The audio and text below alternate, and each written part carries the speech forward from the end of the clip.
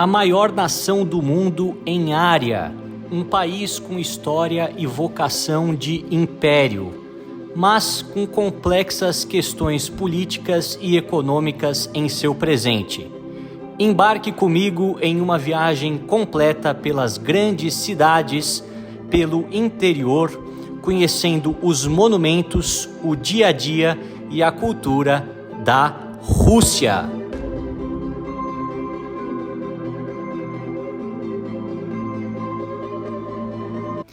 Bom pessoal, hoje vamos continuar com o nosso tour por Volgogrado, a antiga cidade de Stalingrado e uma cidade que já mostrei uma parte dela no último vídeo dessa série. Caso você não tenha assistido, é só clicar na playlist da Rússia e assistir ao 5º vídeo. Eu tenho certeza que as imagens vão te surpreender bastante, além, é claro, das informações.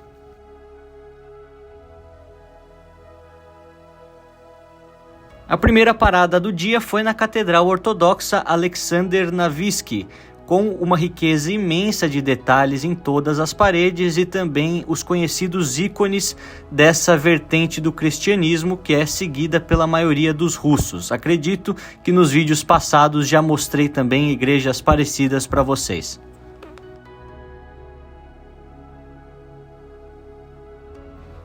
E no vídeo de hoje a gente vai explorar um pouco mais da história da Batalha de Stalingrado, essa que foi a mais sangrenta da Segunda Guerra Mundial. Vou mostrar muitas imagens e fatos históricos, então te convido a ficar até o final do vídeo. O que diferenciou a Batalha de Stalingrado de outras batalhas na Segunda Guerra era o fato dela ter acontecido em um cenário muito urbano e ter tido uma disputa em certos momentos de rua por rua, quarteirão por quarteirão, casa a casa, exatamente pela força dos soviéticos de não querer deixar com que aqueles bombardeios que eram constantes por parte da Luftwaffe, né, da Força Aérea da Alemanha nazista, intimidassem a população. Apesar do número de fatalidades ter sido imenso, nós temos que em algum momento essa resistência soviética se mostrou bastante eficaz e a falta de munições dos alemães não deu outra chance a não ser a rendição. Todos os detalhes vou contar ao longo deste vídeo, mas o que é interessante você andar por essas ruas, ver que muitas dessas fachadas foram completamente renovadas. Afinal, os bombardeios foram tantos que essa cidade virou uma grande ruína e, portanto, foram necessários todos os esforços de reconstrução nas décadas seguintes. Lembrando que a Batalha de Stalingrado aconteceu entre agosto de 1942 e fevereiro de 1943. Portanto, aí 5 meses e algumas semanas, alguns falam até em 6 meses, se você considerar alguns grupos rebeldes que combatiam também nos meses seguintes, mas é realmente algo interessante você estar andando aqui em uma das cidades que mudou a história do mundo. As clássicas passarelas subterrâneas soviéticas também estão presentes aqui, sempre com esse forte simbolismo que remete a uma época que parece não ter terminado em muitas cidades da Rússia.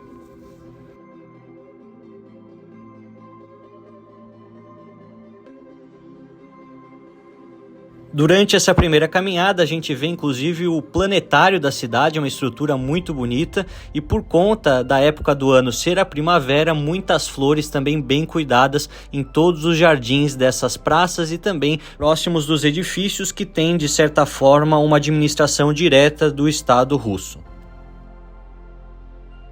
E aqui aparentemente há a Universidade de Pedagogia, ou pelo menos a Faculdade de Pedagogia aqui de Stalingrado. Realmente muito bonito. O que eu queria chamar a atenção para vocês, mais uma vez, algo que eu já falei no episódio de outras cidades, é a limpeza das cidades russas de maneira geral. Vocês veem que são cidades muito populosas, aqui também cerca de 1 milhão de habitantes. Você não vê latas de lixo excessivamente espalhadas pela cidade, mas mesmo assim não há papéis, não há latas, não há garrafas jogadas. É uma cultura de pegar e guardar o seu lixo e jogar na sua própria casa. Você não vê o lixo, que é algo muito positivo e deixa a cidade muito mais bonita. É algo que nós poderíamos talvez aprender com os russos, né? Olha só que beleza aqui nessa avenidona. Essas manchas aqui são as sombras das árvores, mas realmente é algo muito bonito.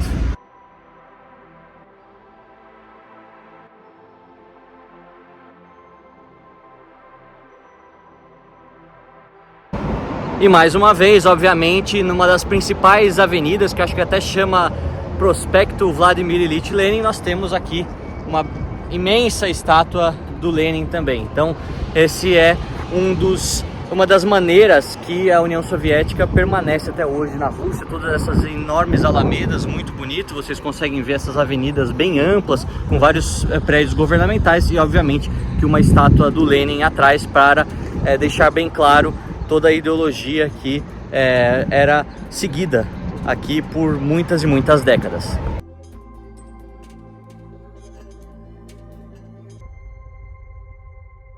Em vários cantos da cidade a gente vê esses painéis tipicamente soviéticos, com uma vertente um pouco mais militarizada, ao mesmo tempo que segue aqueles traços da arte soviética que eu já mostrei para vocês em outras cidades. É algo que aqui se torna ainda mais claro, obviamente se tratando de uma das cidades mais importantes para a história soviética durante os anos da Segunda Guerra. E o que é interessante sobre esse aspecto das estátuas do Lenin, eu estava aqui tentando me recordar. Eu estive em todas as 15 ex-repúblicas soviéticas, mas não em todas eu consegui ver alguma estátua dele remanescente, porque muitos dos países viam ou veem esses símbolos como uma espécie do imperialismo soviético, uma opressão aos povos que estavam sob o controle dos majoritariamente russos. Portanto, eu estava aqui lembrando, na Bielorrússia eu vi, na Rússia, na Ucrânia, apenas em Chernobyl, de longe, a última estátua do Lenin praticamente que sobrou lá, na Moldávia, principalmente na região da Transnistria, e também na Moldávia propriamente, em Chisinau, eu também vi. No Quirguistão, a maior estátua de Lenin da Ásia Central, na cidade de Osh, também muito interessante. Eu acho que na Bulgária, apesar de não ter sido parte da União Soviética, também vi uma estátua de Lenin num museu de artes lá, que ficou remanescente, e provavelmente tenha em outros países, mas muitos deles mantêm-se em museus ou até mesmo destruíram por conta dessas questões políticas que eu já contei para vocês e venho contando também em outros vídeos de outros países da antiga União Soviética que visito. Passando pelos bairros residenciais mais afastados do centro, vemos que eles têm a cara de todas as outras cidades russas, sempre com esses edifícios em bloco e com pequenos parquinhos para as crianças brincarem nas proximidades.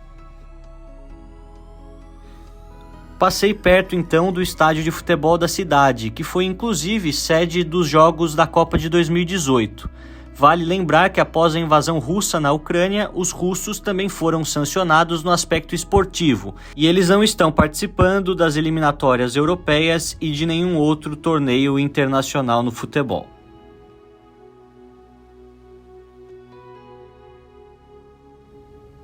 Então, pessoal, antes de chegar no principal monumento da cidade, a gente tem que cruzar um parque e, novamente, a gente consegue observar que ele está limpo, muito arrumado, muito bonito e com lugar de sobra para as pessoas sentarem, fazerem esporte, realmente um exemplo para as demais cidades do mundo. E o monumento que a gente vai visitar, ele é chamado em português de Mãe Pátria, ou na tradução literal, a Mãe Pátria está chamando, que é um monumento exatamente em homenagem a todas as vítimas, a todos os atos heróicos realizados durante aqueles meses do final de 1942 e começo de 1943, que ficariam depois conhecidos como a Batalha de Stalingrado.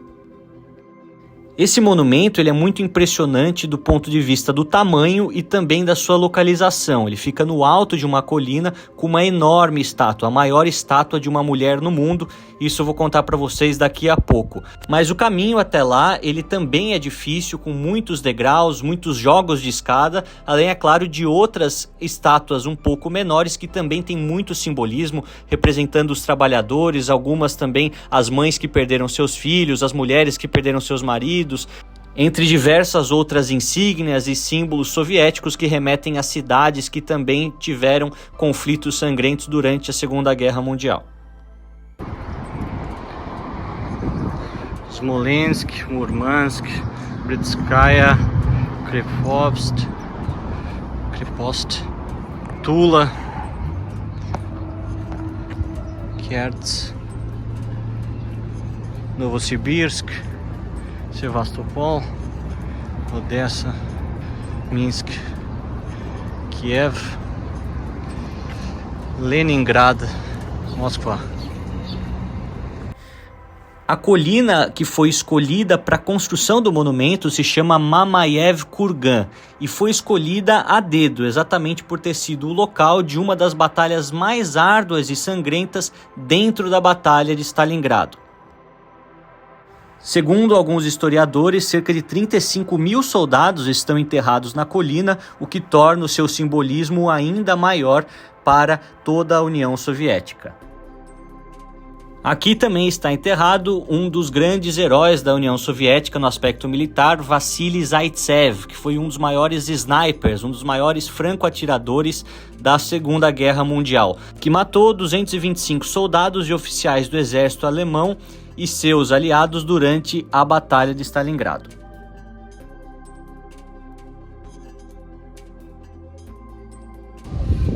Esse é um dos mais importantes monumentos que nós temos em Stalingrado e um dos mais importantes monumentos na Rússia que diz respeito à guerra, a Batalha de Stalingrado. Esse se chama A Terra-Mãe Nos Chama e é uma estátua de uma mulher quase 90 metros de altura, realmente lindíssimo, com essa espécie de um espelho d'água que temos aqui, com vários nomes, várias simbologias de diversos soldados. Afinal, aqui em Stalingrado, mais de 1 milhão de soldados morreram, alguns calculam aí na faixa dos 600 mil do lado dos soviéticos e 500 mil do lado das potências aliadas ao eixo, né, a Alemanha, Itália, etc. E nós vemos então que essa cidade se tornou um orgulho para os russos nas próximas gerações. Esse monumento foi construído na década de 60, exatamente como uma maneira de elevar o espírito. Muitos acreditam também que a vitória aqui em Stalingrado, essa batalha que aconteceu entre agosto de 1942 e fevereiro de 1943, foi talvez a batalha mais importante para elevar a moral dos soldados soviéticos e fazer com que eles tivessem força, tivessem essa motivação para reconquistar todos os territórios dominados pelos nazistas até o ano de 1942, depois recuperando a Rússia, Bielorrússia, Ucrânia, partes da Polônia, até chegar em 1945 a Berlim, sendo o primeiro exército a fazer isso. O Exército Vermelho da União Soviética chegou lá antes dos alemães, inclusive o exército que liberou o campo de concentração de Auschwitz, entre tantos outros feitos heróicos. Temos aqui a presença de vários militares que fizeram história na União Soviética, exemplo de Georgy Zhukov, que foi um dos maiores marechais do Exército Vermelho e obviamente homenageado neste local magnífico, e que eu espero que vocês estejam gostando também tanto quanto eu neste momento tão histórico também o mundo passa com as novas guerras, a exemplo da guerra na Ucrânia.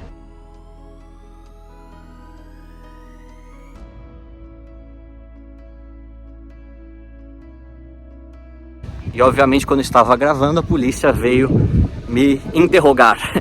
Mandaram eu mostrar o meu documento, falar sobre o que eu estava gravando, e eu tive que falar que eu era um historiador fazendo vídeos para os meus alunos. Vocês sabem que eu não sou formado em história, mas trabalho como professor em outras áreas, e eu considero que o conteúdo que eu passo aqui, com tanta verdade, sinceridade e conhecimento, também serve para que vocês aprendam. Então, indiretamente, não estou errado em chamá-los de meus alunos. Fico feliz de poder também passar conhecimento aqui adiante. Mas é uma experiência sempre complexa, afinal, estamos num país em que não há liberdades. Apesar da Rússia ser maravilhosa em vários aspectos, um país muito limpo, com uma história magnífica, não é um país onde há liberdade de imprensa nem liberdade de expressão. Vamos agora entrar em detalhe na parte histórica. No final de novembro de 1942, bem próximos de um inverno muito rigoroso, os soviéticos lançaram uma enorme contraofensiva, que foi chamada de Operação Urano. No jargão militar, esse foi um grande ataque em pinça, onde os soldados do Exército Vermelho da União Soviética se moviam pelos flancos das tropas do eixo, que já estavam muito enfraquecidos e que eram naquele momento formados principalmente por soldados romenos e húngaros, que eram considerados mais fracos que os alemães. Isso fez com que o exército alemão se visse cercado e isolado na área de Stalingrado. O general responsável pelo 6º Exército Alemão, Friedrich Paulus, pediu uma autorização para tentar furar esse cerco e abandonar as suas posições de defesa, mas Adolf Hitler desautorizou qualquer retirada das tropas e ordenou que o exército que estava cercado ficasse em suas posições esperando ser reabastecido pelo ar, enquanto uma outra tropa seria preparada para resgatá-los. Os combates nos meses seguintes foram muito intensos e se seguiram por pelo menos 2 meses, sendo ainda mais difíceis durante o inverno gelado daquele final de 42 e começo de 43. As forças do eixo em Stalingrado estavam completamente exaustas e quase sem munição e comida. Então, Friedrich Paulus decidiu desobedecer às ordens de Hitler e permitiu que os soldados que sobraram no seu exército se rendessem aos soviéticos, pondo oficialmente o fim àquela batalha tão sangrenta.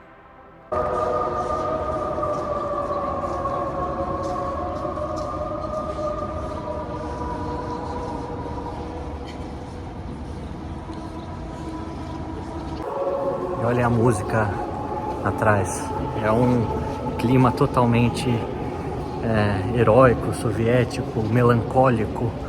É realmente um monumento belíssimo, vocês conseguem ver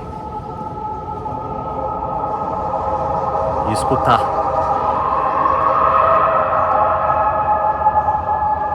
É forte, emocionante.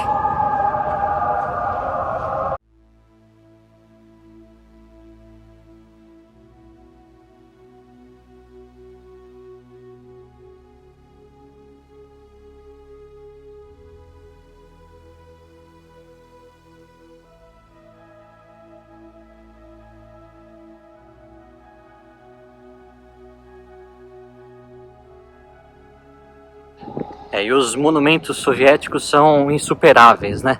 É difícil você ver um povo em que fala dos seus heróis de guerra, os seus militares, com tanto respeito e tratam com tanta honra.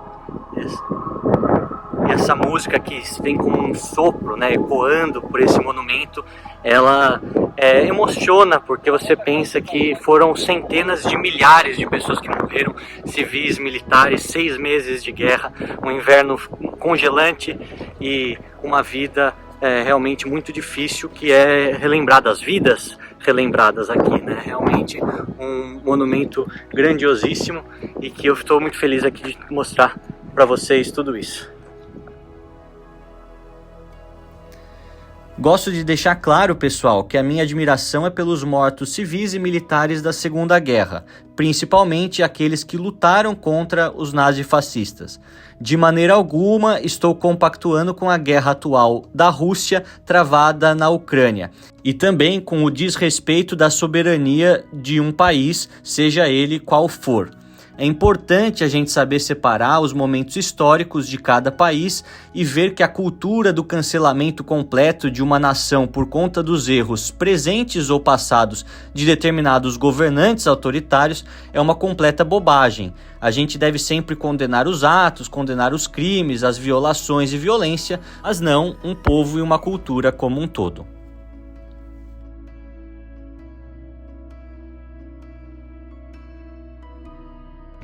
Se você gosta desse trabalho feito de maneira tão minuciosa e que busca passar conhecimento gratuito para todos, peço que você se inscreva no canal, faça parte da nossa comunidade de viajantes, compartilhe com seus familiares, ficarei feliz de recebê-los aqui e também escutar as críticas, sugestões para os próximos vídeos. Lembrando que eu sempre vou para lugares diferentes, fugindo do convencional, do sensacionalismo, do chororô e aquele conteúdo feito de maneira barata. Pelo menos eu quero que vocês aprendam, pensem no mundo, tenham uma visão um pouco mais profunda de tantos conceitos importantes que são apresentados no nosso planeta. A Segunda Guerra Mundial foi uma guerra com várias facetas e com vários responsáveis pela vitória dos aliados. Eu sempre falo que a inteligência britânica e Winston Churchill foram fundamentais, os americanos chegando na Normandia, no sul da Itália, para recuperar parte da França, também foram fundamentais. Mas, na minha opinião, nós devemos também especial agradecimento aos heróis aqui do Exército Vermelho da União Soviética que morreram em Stalingrado e em tantas outras batalhas pela União Soviética para libertar o mundo do nazifascismo. Afinal, nós não saberemos o que o mundo teria se tornado caso a vitória fosse para o outro lado. Realmente é emocionante estar aqui num monumento como esse, independente de ideologia política. Não estou falando sobre questões políticas, estou falando sobre questões heróicas no campo de batalha para tentar livrar o mundo de uma ideologia muito perversa que era o nazismo, e obviamente acredito que todos vocês hão de concordar comigo. Eu acredito que tenha cometido um pequeno erro quando eu falei sobre 2 milhões de mortos ou mais. Na verdade, são 2 milhões de casualidades de guerra. O que nós consideramos casualidades de guerra não são apenas mortos, mas também feridos, capturados, pessoas desaparecidas. Portanto, nos cálculos mais atualizados, eles falam que por volta aí de 950 mil a 1 milhão e 200 mil soviéticos sofreram com a guerra diretamente, sendo feridos, mortos, desaparecidos e também presos. Enquanto do lado dos alemães, do lado do eixo, dos romenos e italianos que também combateram aqui, por volta aí de 600 mil, 800 mil, portanto, poderia chegar a um número acima de 2 milhões diretamente afetados, mas o número de mortes propriamente, as pessoas calculam na faixa do 1 milhão e 100 mil pessoas aproximadamente, o que já é algo bastante expressivo, apesar de não ser aquele número gigantesco que eu tinha falado antes. A estátua principal, como o nome do monumento mesmo diz, se chama Pátria Mãe e é uma figura feminina segurando uma espada, chamando seus filhos para lutar contra o inimigo.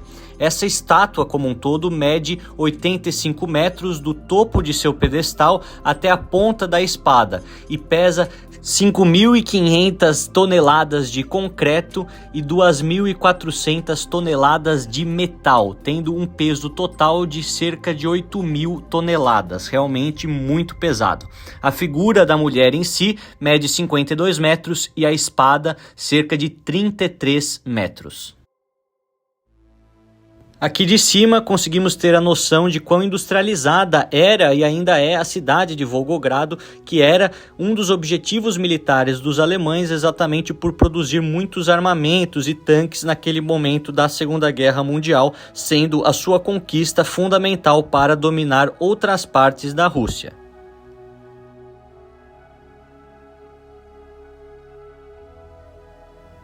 E aqui, perto da estátua principal, vemos que tem uma igreja, num estilo um pouco mais singelo do que aquele que eu mostrei para vocês ao longo de outros vídeos dessa série da Rússia. Essa, obviamente, que representa a fé cristã de tantos russos que perderam os seus familiares, entes queridos, durante aqueles meses de batalha.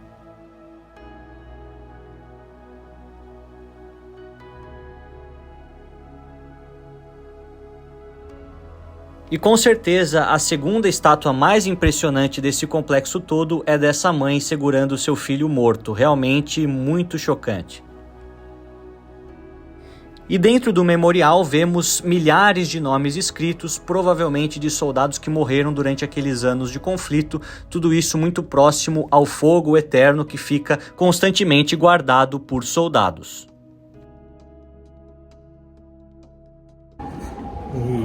Por conta desses túneis, né, que você passa, uma espécie de um túnel, essa música que toca ali na parte central, ela ecoa pela parte baixa aqui desse parque. Então é muito interessante também você estar sentado na parte de fora e você escuta essa música meio que te chamando. É algo bastante poético, é bastante sentimental, realmente um monumento que vale a pena você visitar, obviamente também um passeio de graça incrível. Todas essas estátuas, todos esses símbolos me impressionaram bastante. E eu queria saber se isso também te comoveu. Deixa aqui a sua opinião, sempre tento ler os comentários de todos vocês. Seguindo o passeio à tarde, desci novamente à cidade e continuei o meu caminho para ver novos cantos. É interessante mencionar que mesmo sendo um dia da semana, nós vemos que a cidade estava pouco movimentada, uma característica de Volgogrado que vocês já conseguiram ver no vídeo anterior dessa série. Alguns me perguntam sobre a percepção da guerra durante esse período. E eu posso falar para vocês que esse assunto está sempre na televisão. Eu vejo a televisão aqui, não entendo muita coisa, mas você vê que o tema ele é tratado, obviamente, da perspectiva russa da propaganda governamental, mas as pessoas em geral não falam muito disso. Elas carregam em si já essa cultura de assuntos polêmicos relacionados à política não serem comentados publicamente, principalmente com estrangeiros, por conta de toda essa memória soviética na época na qual não se poderia também falar sobre esses assuntos. Mas não é algo corriqueiro na vida dos russos, eles seguem a sua vida normal, da maneira como devem, para sobreviver e continuar pagando suas contas e suprindo todas as necessidades de suas famílias. Mesmo assim, vemos sempre os símbolos Z espalhados pela cidade e um apoio forte ao presidente Putin de maneira geral. Isso são as estatísticas que mostram que realmente a cultura política na Rússia durante os últimos séculos desincentiva fortemente a oposição ao líder que está no governo.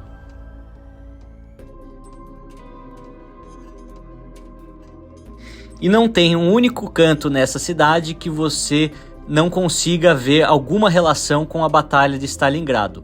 Um pouco mais adiante, não muito distante do monumento, vemos antigos tanques de guerra de diversas épocas. Eu não sou entendido ou especialista nessa questão militar, não posso falar dos modelos, mas há vários deles em muitas localidades, inclusive com muitas crianças brincando em cima dos tanques ou próximo dos tanques, algo que vocês já conseguiram observar durante os outros vídeos dessa série, principalmente na cidade de Stupino. Muitos painéis com as fotos históricas da batalha e até mesmo do processo de reconstrução, as comemorações dos anos seguintes, estão expostos aqui no centro da cidade, lembrando que 2023 marca os 80 anos da Batalha de Stalingrado, que terminou em 1943.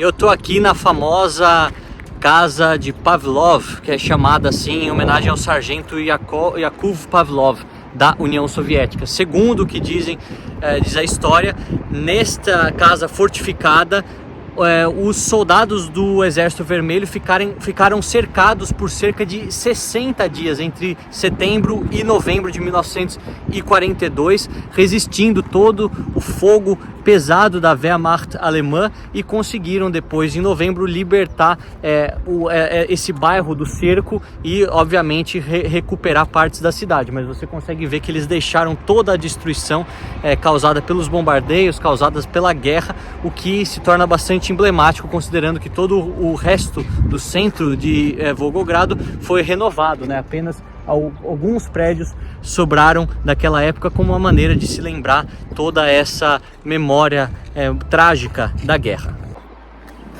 Pessoal, eu fico aqui imaginando, né, aquele finalzinho do ano de 1942, como devia ser difícil a vida aqui em Stalingrado, e aqueles nobres soldados soviéticos resistindo, as forças alemãs, tanto pelos ares quanto também pela terra, tentando chegar e dominar cada quarteirão dessa cidade. Lembrando que eu falei para vocês que a luta foi casa a casa, e aqui esse símbolo de que a resistência soviética conseguiu vencer a Batalha de Stalingrado e posteriormente vencer a guerra. Realmente é algo poético, algo interessante, além de ser um privilégio estar aqui neste cenário histórico, mostrando tudo de perto para vocês.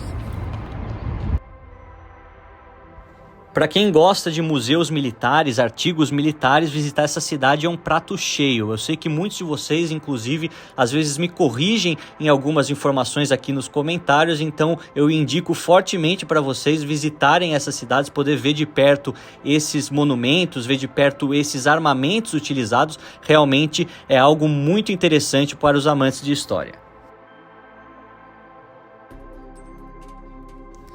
Como eu acredito que já falei demais e trouxe muitas informações, vou deixar esse final do vídeo para vocês admirarem outras paisagens aqui de Volgogrado.